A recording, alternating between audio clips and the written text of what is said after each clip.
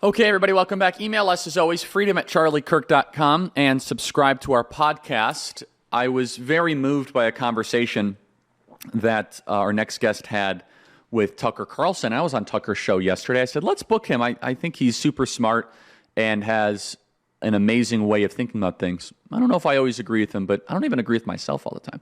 Joining us now is Saagar Engeti. He is the host of Breaking Points and very smart, and also went on Tucker Carlson about 2 weeks before I did. Saagar, great to see you. Hey, thanks for having me, Charlie. I appreciate it, man. Yeah, so one of the things I want to talk to you about, this was kind of the theme of my Tucker conversation, and then we can get into more of the juicier, more headline scintillating stuff in a little bit, is the plight of younger people. And you had a phenomenal take on this, from their attachment to even DraftKings to kind of this debt-financed economy. I touched on this yesterday the best that I could. But the kids are not all right. We are seeing it harder than ever to own homes. They're more depressed, more socially isolated.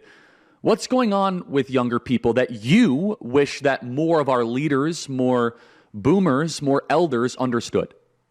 Yeah, I mean, one of my favorite things Tucker Carlson ever said, I think it was in the election of 2020, is that whoever in this election is going to make it easier for a 30-year-old American to buy a house and to raise a family is the only person who deserves to win. I think that's a really good heuristic. I mean, look at where we are right now, Charlie. The average first-time home buyer in the United States is now 38 years old. That's a record high. It used to be 27 years old not that long ago. The median home buyer in the U.S. is 56 years old. So, this gets to the conversation that you and Tucker really had about the selfishness of the boomer generation. And it's one of those where you're watching wealth not only be hoarded in the form of a home, but to be protected with so many different ordinances and different ways of living. And I'm not trying to make this some sort of entree point into YIMBYism, only to recognize the problem. Like right now, a 38-year-old who's buying their first-time home is leveraged up to the hilt to a point that they never were in the history of our country. Right now, the first-time home buyer I mentioned, who's 38 years old, 42% of their after-tax income is being spent on their mortgage payment for that average 38-year-old. Leaves very, very little room, a wiggle room. I just had a child, a baby daughter. I mean, the amount of expenses that come with having a child, both from your health insurance, premium, deductible, stroller, car seat, changes your entire life in a genuinely irrevocable way. And then you look also for the rest of their finances. I just looked it up right before I came on the show. The average millennial credit card balance right now, today, is $5,000 to $6,000. That's in their balance. They're not paying that balance. The vast majority of Americans aren't able to meet that payment every single year. That means they're being charged usurious credit card rates of some 19 to 31% in terms of their APR. So you are just watching runaway debt destroy the balance sheets. And then the entire system is basically, we were talking about sports betting on Tucker's show, is basically trying to sell degeneracy and debt to as many Americans as humanly possible, which is just getting them farther and farther away from what makes us fundamentally happy in this world. So our country is totally broken. It starts with the homes. It also goes to debt. And the entire way that our debt finance leverage system is designed is really to the benefit of a lot of people who are older, and is certainly not to the benefit of anybody who's under 40 in this country. So what caused this? I mean, again, that's what I love about your show. I listen to it every so often. I like you more than Crystal Ball. No offense to her, just you it's resonate all good. more with me. All right. It is what it is. Yeah. It's fine. It is what it is. But I think your commentary is precise, and you make me think, and it's not partisan. It's just real, which I really like. And so how did we get here? Just outside of platitudes and bumper stickers, what practically, can you point to 2 or 3 moments that decisions were made either through public policy or cultural moments where basically we decided we're not going to hand a good country off to our kids? What caused this specifically? It's really difficult to say. Something definitely changed in the year 1971. There's a great website, WTF happened in the year 1971. There's all kinds of charts that show. I love looking back at the cost of living. I mean, if I had to point to concrete different things, it would be number one is student debt. And that was, of course, the government's backstopping of the student debt crisis, guaranteeing of the loans, which caused runaway inflation in terms of education costs. I would also point to people like Joe Biden, who represented the state of Delaware and was called, the senator from MBNA. But it's not really fair to just blame Joe Biden, who passed a piece of legislation in the 1980s protecting the credit card industry. Since that time, there has been an immense amount of pushback on Capitol Hill to even cap credit card interest rates, or at the very least, to go after the profit centers themselves that allow people really to get into this runaway debt situation. The housing story is a lot more complicated. I mean, you've talked a lot about here on your show with illegal immigration. I think that's part of the story. I don't think that's all of the story. But at the very least, like, we know that we have a housing crisis and a shortage. But really, it's about the structure of our economy.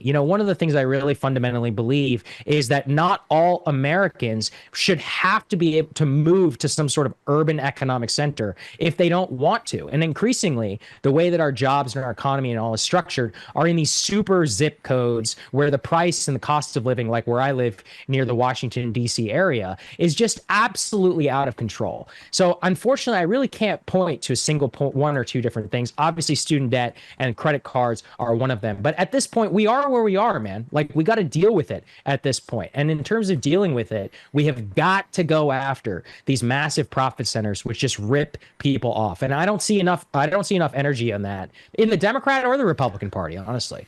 By the time the show ends, another American family farm will shut down. Not because they stopped working, but because a lot of grocery store meat doesn't come from them anymore. Over 85% of the grass-fed beef in the U.S. stores is imported, and most people have no idea. That's why I get all of my meat from GoodRanchers.com. Good Ranchers doesn't just sell meat, they guide you back to the source. All Good Ranchers products are 100% born, raised, and harvested in the USA from local family farms. And with summer in full swing, there's nothing better than good food shared with your friends and family. Whether it's burgers by the pool, steaks on the grill, or nuggets for an easy meal, make sure you're serving America's best meat this summer. Plus, if you subscribe to any Good Ranchers box today, you'll get your pick of free meat for life. That's free Wagyu burgers, hot dogs, bacon, or chicken wings in every box for the lifetime of your subscription.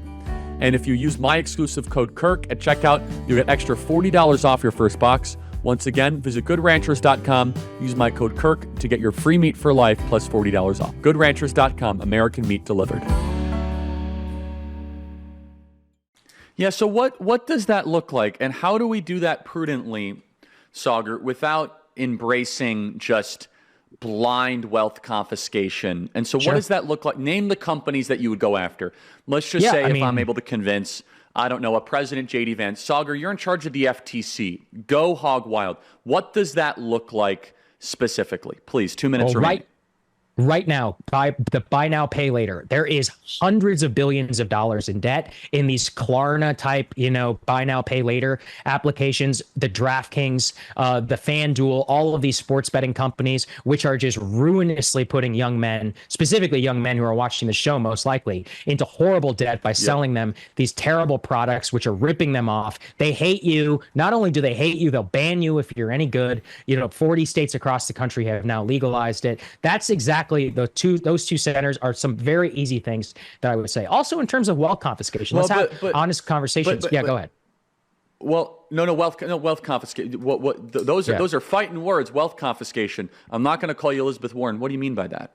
Yeah, I mean, I'm not talking about wealth confiscation. What I'm talking about is going after the centers of big business. One of the things that Tucker and I really pointed out in our show is if you look at the way to get filthy rich in America today, I encourage everybody. I'm not against billionaires. I want people to become billionaires, quote, the right way, in a productive way. The way people get rich right now is you can go and look at the new additions to the Forbes list is not the Elon Musk or the Jeff Bezos of the world who are creating these companies and hiring all these hundreds of thousands of people. It's financial engineering. It's high frequency trading. It's stuff that adds no productive value to our country. Why are we giving them tax breaks through the carried interest loophole? It makes no sense. Why, Charlie, are you and I, who own small businesses, I'm presuming, with podcasts taxed at a higher rate than people who are just managing and running money on behalf, again, if you care about this from a partisan way, we pay a very high tax rate organization.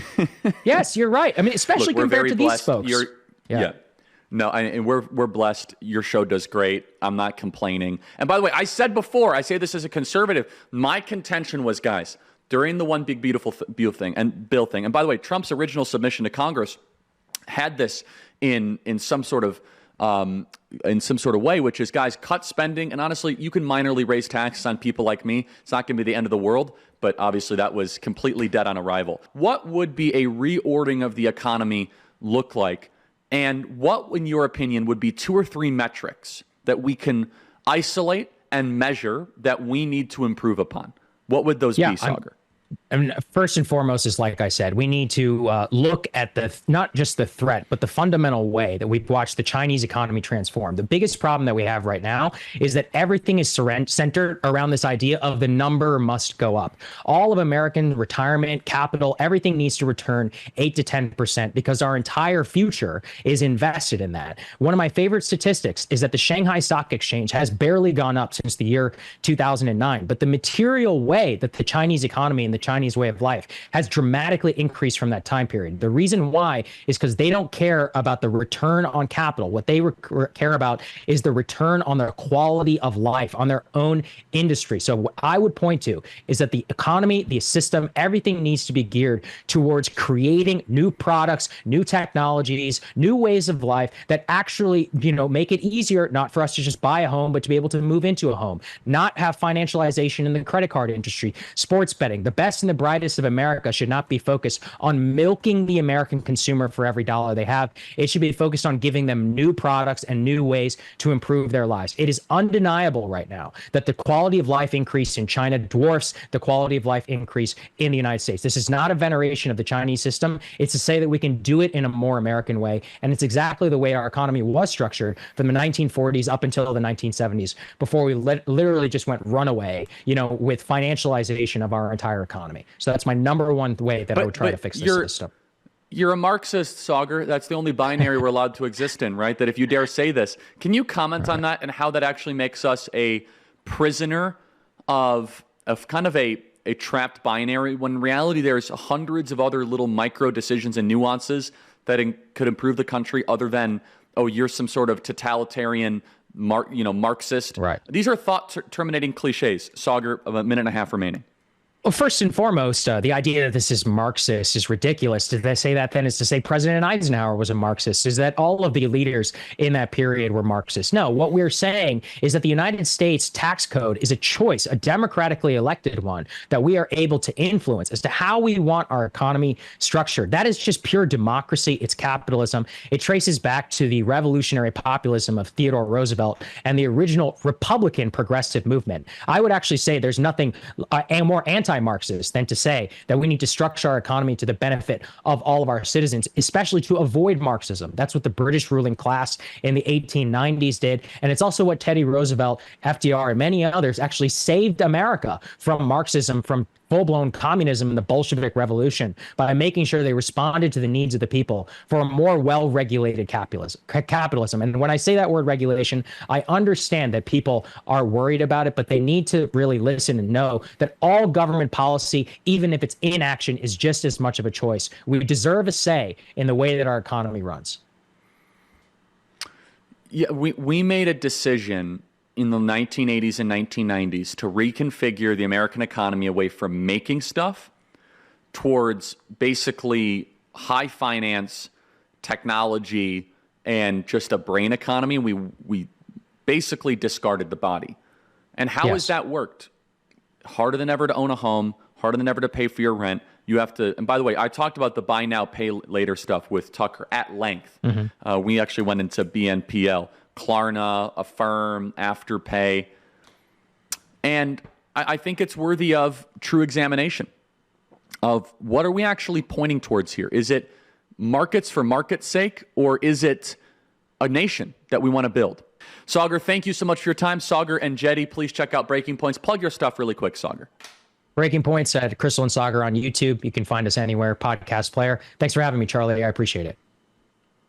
Saagar, thanks so much.